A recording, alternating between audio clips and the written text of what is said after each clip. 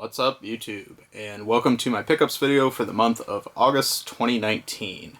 I did a lot of travel this month, but it was pretty much confined to the Midwest area that I live in.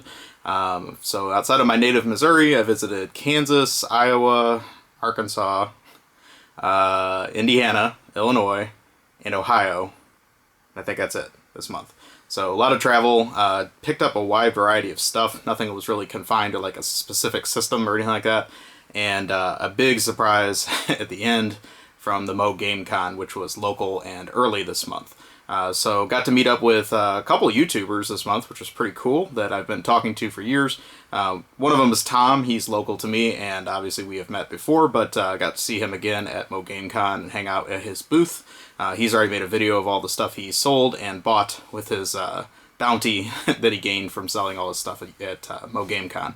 Also met up with McFly in his native Indiana, and very spur-of-the-moment thing, but we got to hang out and go to a really neat pinball place up near his area. So definitely recommend that if you're in the northern Indiana area. There's a great pinball place to check out, and McFly was cool to meet up with as well. So that said, let's go ahead and get started. I'll go ahead and show you the games I got, and then at the end, trust me, there's a big surprise of something that isn't necessarily a game, but something I definitely was wanting. So let's go ahead and show the one game I got at MoGameCon.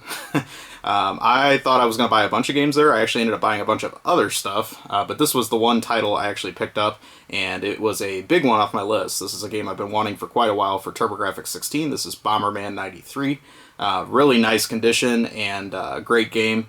I do have the import-only Bomberman 94, which I would slightly recommend over this, but this is still a very good quality title and does support a 5-player adapter for the Turbo. So very happy to have this in the US version. It's a pretty difficult one to find. I'd love to have the outer box for this one, but for now I'm perfectly happy with this with the manual in case.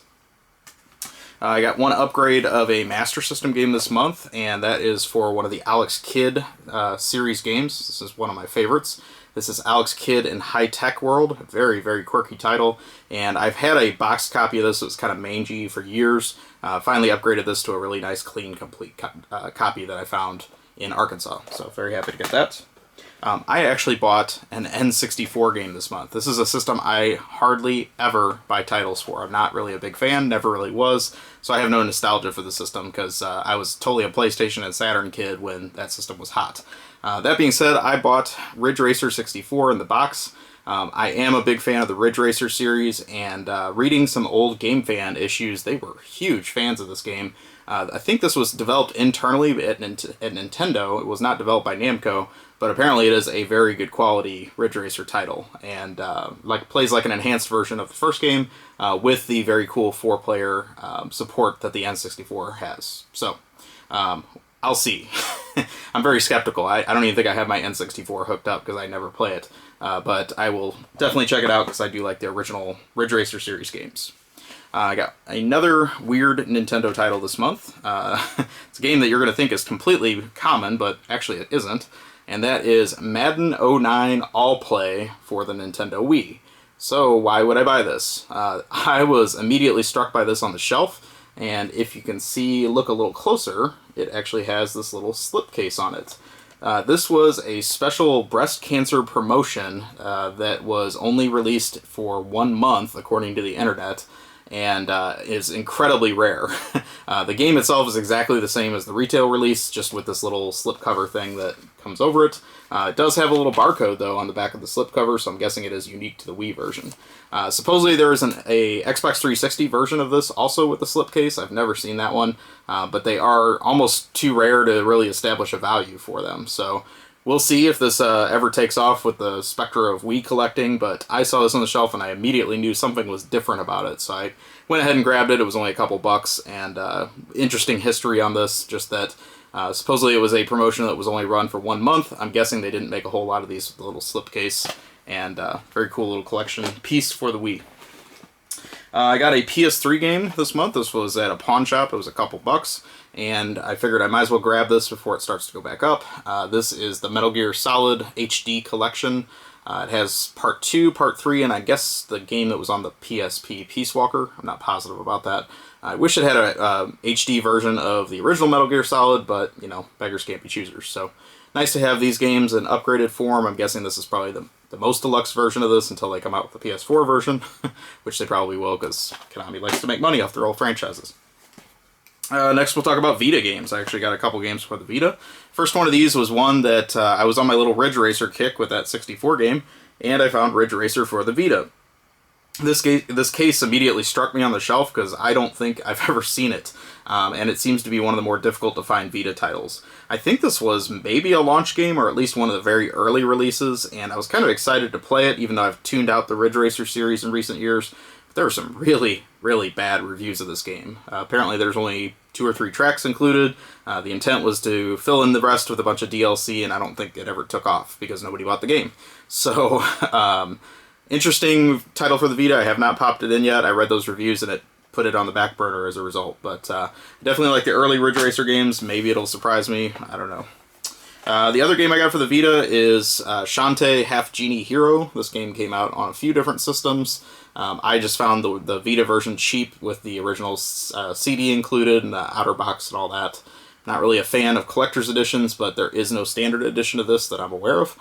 So I figured this will be good enough. I'll just have to find a place to stick this on the shelf. Haven't really played any of the Shantae games. I obviously don't have the Game Boy Color game that goes for a small fortune. And now that there's like a million different new Shantae games, I haven't ever dug into them. But I do like a lot of the WayForward release titles, so maybe it'll surprise me. Even though the art style on it's kind of whatever, is my opinion. Next I'll show you a couple games for portable systems. This was an eBay purchase, and I bought this game loose for the Neo Geo Pocket Color a few months ago. This is Dark Arms Beast Buster 1999, and honestly, I put a ton of time into that loose cartridge, and finally decided, you know what, I need to own this game complete, because all my other Neo Geo Pocket Color games are complete. This is such a cool, underrated game. Has kind of an ugly cover, and I think that may be why people overlook it. It is kind of like a monster collecting, breeding, but it is very action in nature. It's not like an RPG or anything like that. So I could totally get into this game. It's a good portable release, and I've logged quite a few hours in it. Very happy to get this complete copy. This was an eBay seller that apparently was super anal retentive about his games. It still has the original shrink wrap around the box, even though it's been opened. It had a price tag on it from when it was brand new, but it didn't have any store indicators on it, so I just went ahead and peeled it off. But this is very, very good condition. I wish the seller would sell some other Neo Geo Pocket Color box stuff in this type of shape, because I would happily buy them. The other portable game I got this month, this was while I was out with McFly and we were game hunting. I found Space Invaders Revolution. That's right, yep. There are a few Space Invader games for the DS that Taito put out. This one was, I think, one of the earlier ones. I'm not sure if they fully developed it themselves. The Space Invaders Extreme series, there's 2 of those. They're fantastic. And I haven't tried this one yet, but I'm assuming it's a little more limited in nature just because it came out earlier. The neat thing about the Extreme series is they do support the Arkanoid DS paddle control. I doubt this one will because, again, this came out before the paddle control unless it just happens to due to default controls. But happy to get another Taito game that I didn't have in my collection. Actually a little surprised I'd never bought that before. So that was actually all the games I bought, but let me show you all the other stuff gaming related I got this month. First one of these was, while we're talking about Space Invaders, I'll show you what Tom gave me at MoGameCon. This is a little Space Invaders mini cabinet, and the screen looks pretty good, and it plays good, sounds good. I was actually very surprised at the quality of this. I know there's a whole lot of these series mini arcade games. I'm sure they're various quality depending on who made them, but whatever company put this out, and it is officially licensed by Taito, did a really nice job with this. And I'm sure I'll put this up as a nice little display piece for my Taito collection. So very happy to have this. Thanks, Tom. Next, I'll show you a piece of hardware I bought this month. So I got an Ice Blue limited edition Game Boy Pocket. Believe it or not, I have never owned a Game Boy Pocket. I was very late to the Game Boy Portable scene, and as soon as the Game Boy Color came out, that's when I finally bought one. And I actually started backtracking and buying some of the black and white games in '98 or whenever that was that system came out. But I never owned the Fat Game Boy, and I never owned the Pocket. My parents, you know, they let me play home video game systems, but they weren't big on me having a portable one when I was even younger. They just thought it would rot my mind and I would do nothing but play it, but little did they know. So, nice to get this. I got it at a great price. It's not something I was like seeking out, but I saw the price and I was like, yep, I'm gonna go ahead and get that. Interesting to play this. I mean, honestly, I have no nostalgia for it because it's in black and white, and I'm used to playing all my games in color, or at least limited color palette that the Game Boy Color added. But what I do like about the Game Boy Pocket is the slim shape. It's a little bit more comfortable than the Game Boy Color, and actually the screen on this is larger than the Game Boy Color screen. It's just, you know, obviously has a little more motion blur and not as good a quality. So I don't know if there's any mods to make this color or do anything fancy with it. I'll have to look into that, backlit, whatever. But it is just overall a nice piece of hardware, and I really was caught by this ice blue color. I think it's really neat. I think this may have been, I know it was an exclusive limited edition, blah, blah, blah. I don't know if it was like Toys R Us that sold this, or maybe it was multiple retailers, but nice to have that system in my Game Boy portable library. Next I'll show you another thing I got while I was out with McFly. We hit one of the local stores around his area, and they had a Sega Saturn 6-tap adapter for a fantastic price. These things are getting really, really expensive now, and I actually think this thing was brand new. Still has a little like seal thing over the plug. I think they just took it out of the original box and threw it away, but it's in great shape. And the neat thing about this is one of the greatest Saturn games is Saturn Bomberman. It actually allows you to play up to 10 players, which would require 2 multi-taps. So now I have 2 multi-taps, and if I could ever actually find 10 people that wanted to play Saturn Bomberman and 10 Saturn controllers that I could have at my disposal, I would love to do a 10-player battle with that game. I've seen it done at like a few cons and things like that, but it would be really neat to do that at home. So at least I'm working towards getting all the equipment necessary for that game. Next, I'll show you a stack of NES manuals. Most of these came from the MoGameCon. There was quite a few people selling manuals, which I always really like about cons. It's one of my places I like to stock up because you don't like paying shipping for a single manual. It's not worth it. So it's a great place to get those in person for people that bring those out. So let me go through the stack of these I got. First one of these is for Silver Surfer. And then we have Dragon Power. Boy, I'm going to mess up the pronunciation of this one probably. The Magic of Scheherazade, I believe. It's a very, very long word. The original Popeye, and this was very helpful, which I'm going to show you here in a moment. Wild Gunman. I got a bunch of these like early black box NES manuals at the show, which was neat. I was missing a bunch of these in my collection. Next one is Donkey Kong 3. Another good one to get. The original Volleyball. The original Tennis. And then some other ones. Gilligan's Island by Bandai. The original Ikari Warriors, Roller Games, and last but not least, Side Pocket. I was very happy to get those. I am still inching away. I would like to have a full set of NES manuals for my NES set, and I'm debating whether I want to go totally all the way, but honestly, I'm probably missing 200 of the 700-ish there is. I've got a pretty good chunk of them already. So not going for complete in the box, that's too crazy.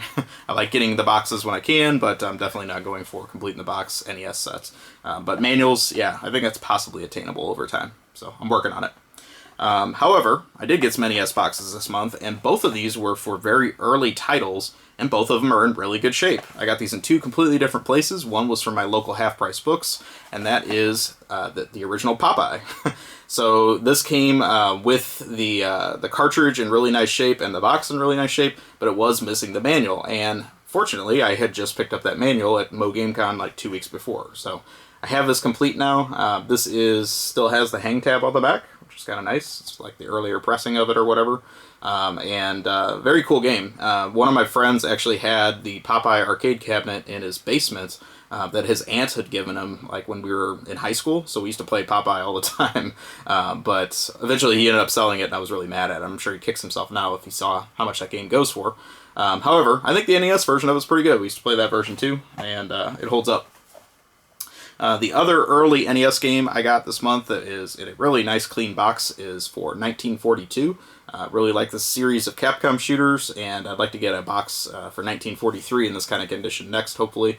But this is in exceptional shape for one of these early, like, 86 era releases. I think that's when these came out. So very happy to get that. It even came with the original Capcom poster inside the box and everything. So Probably going to put some box protectors on those if you're freaking out and you're like, oh my god, can't believe you don't have a box protector on that. Don't worry, they're coming soon. One more box I got this month. This was an eBay purchase. I actually had to buy the game and cartridge, even though I already had the cartridge and the manual to get the box. But I went ahead and sold the extra cartridge already. The one thing I will say is this got damaged in the mail because the dude shipped it in a bubble mailer. This is for Operation Thunderbolt by Taito on the Super Nintendo. This is a very, very difficult game to get complete, and I just, like I said, happened to have the manual, so it worked out that I could make this one complete. But even though it had some dings in the corners and things like that I saw in the listing, this big crease right here, this is all new. This came from just inadequate packaging. So I obviously contacted the seller immediately after I got it, sent him the pictures, and he actually was willing to work with me. Gave me a hefty discount on it just to keep it, so ultimately I'm happy to have this in the box and complete. It just stinks to like destroy a piece of history that made it 25 years in good shape and then now has a giant crease on the front. So anyway, I'll keep it as a placeholder. If I get a better box, great. If not, it's fine. This is a very expensive game to have complete, so I'm definitely not going to buy one in mint shape with the prices it goes for. This does get me closer to a complete in-box Taito subset for the Super Nintendo, and that's probably the next thing I'm going to work on. I think there's maybe one more expensive title I need, and the rest are just commons, so hopefully I'll be able to knock that out. I'd like to complete that subset. Alright, so that is all the games, that is all the other stuff I bought, with the exception of the big surprise I was waiting to show you. So, if you've been watching my last few videos, you know I've been casually collecting GameFan Magazine, and I found the mother lode at MoGameCon. I think in total I added like 32 GameFans to my collection in that one stop. And what I'll tell you is there was a seller there that had a huge collection of vintage game magazines, but they were really hard to shop through. They were just in boxes on the floor. They were messy. People were kind of all over the place, walking around, so it was tough to really flip through them. And, initially I just saw things like late Game Informers and less interesting magazines, Game Pros, but I figured there had to be some game fans because the person that had originally owned these was very meticulous. You could tell that there was like every issue and they were almost all bought at newsstands. So I found 30 plus issues of GameFan at the very last minutes of the con, and the reason nobody found them before me is because they were wrapped in like U.S. postal mail bubble, or not even bubble wraps, just mailing envelopes. So I happened to notice there was a huge stack of magazines in these mailing envelopes, and I just finally started tearing into them, and lo and behold, they were all game fans. So I had my list out, I went through and I picked all the ones I needed. The unfortunate thing is there was about double as many that were there that I already had, and I was trying to spread the wealth because I knew one of my local collector friends was also collecting these. So by the time I walked to the back of the con to tell him that I had all these other ones that he could buy, we walked back up to the front and they were all gone. So they went that fast as soon as I uncovered the secret wrapped copies of GameFan. That being said, they're in really good shape. This guy definitely took care of these. So that said, let's go ahead and go through the stack, and I'll show you all the GameFans I got at the con. So the first one of these is for Donkey Kong Country. They spread pretty much all the years of GameFan all the way up to the end, so it's kind of a neat collection. Killer Instinct for Super Nintendo, making sure I got the right one. I got a Dynamite Heady issue. GameFan was huge about treasure games. There's a lot of these that have treasure titles. This one is Tempest 2000 for the Jaguar. They were huge into the Jaguar. Like, they really believed in that system when it came out, and it's really interesting to go back and read these. The hype about the Jaguar, hype about the 3DO, hype even about the Virtual Boy. So neat that they even put some of the Jaguar titles on the cover. Next is for Phantasy Star 4. Some of these were bought on the newsstand. That one has a Babbage's price tag on it, but most of these, I think, were just mailed directly.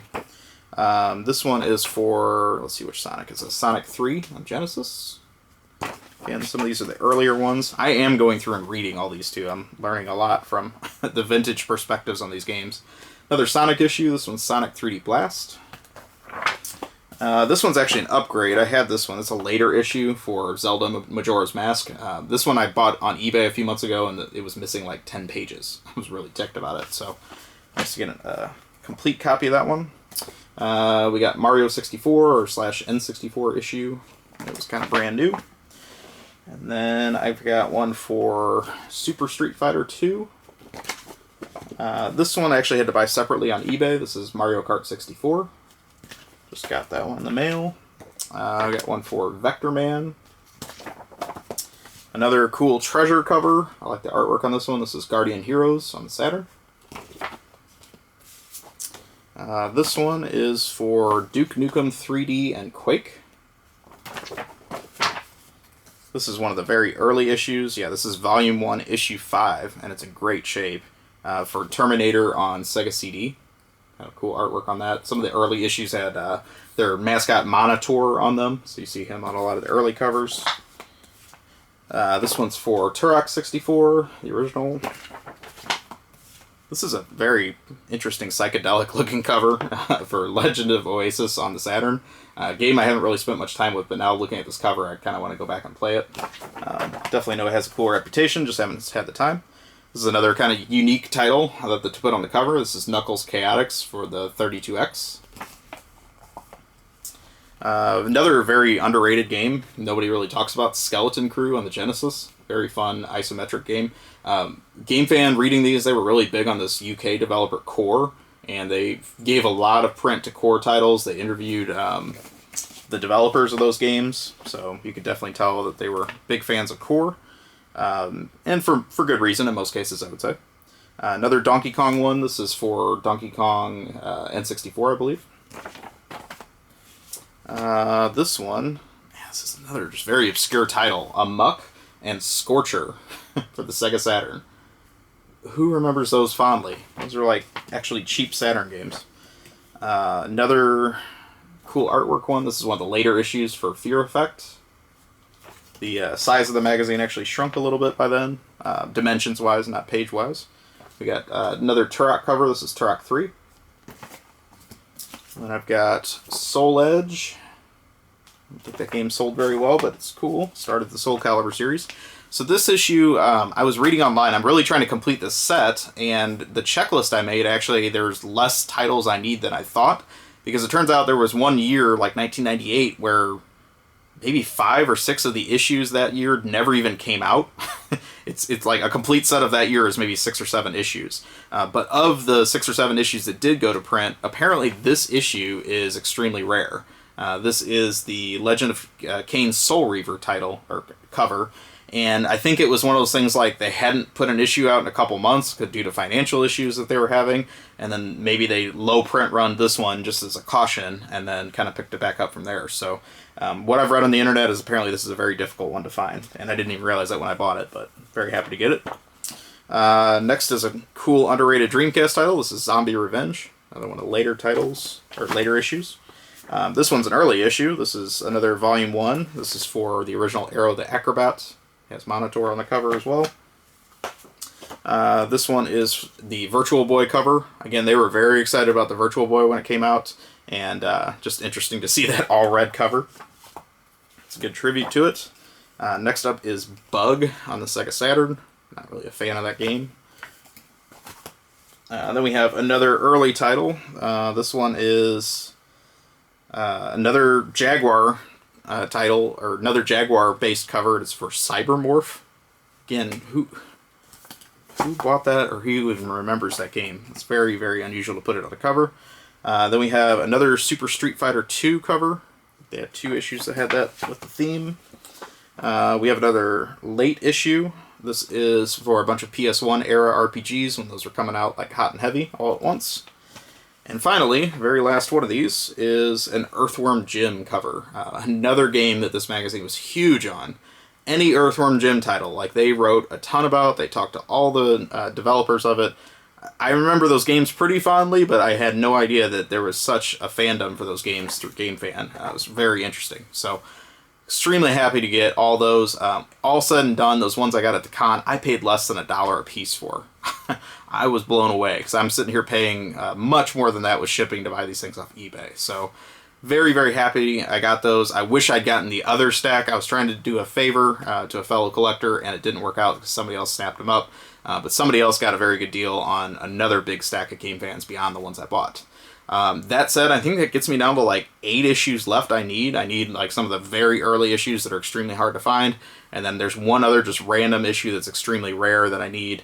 And I think I just need a couple others that probably aren't that difficult to find. I just need to get them. So thank you for sticking around to the end. I know that made it for a long video, but I definitely wanted to show all those game fans. And next month, I'll be talking about some new arcade stuff. I've got some things that are coming in the mail that just haven't landed yet. So thank you again for watching this video this month, and please take a moment, like, comment, subscribe. Let me know what you think, and have a great day or night wherever you are.